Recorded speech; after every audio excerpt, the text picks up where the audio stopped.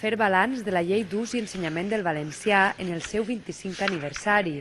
És l'objectiu de l'Acadèmia Valenciana de la Llengua en el Simposi Internacional Situació i Perspectives del Plurilingüisme a Europa, que se celebra els dies 6, 7 i 8 de novembre.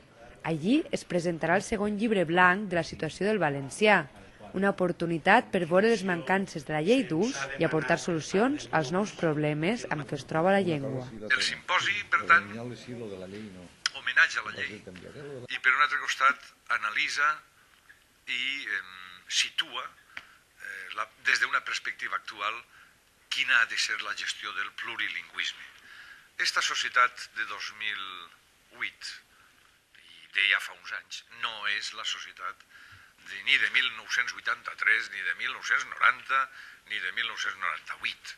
És una altra societat completament distinta. Un dels reptes més importants de la nostra societat és l'arribada de persones de molts llocs del món i de moltes llengües pròpies. Si el valencià esdevé llengua comuna d'interacció social, sense necessitat que ningú deixi arrere la seva cultura i les seves tradicions, farem una societat més cohesionada.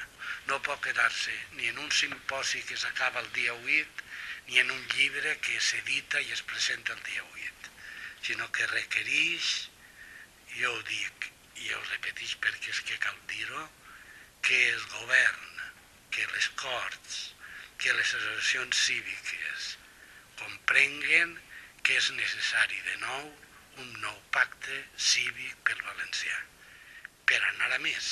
En 25 anys la llei roman incòlume, és a dir, que ha superat qualsevol classe d'obstacle i situació, i tots els governs subsegüents l'han utilitzada, l'han aplicada. No?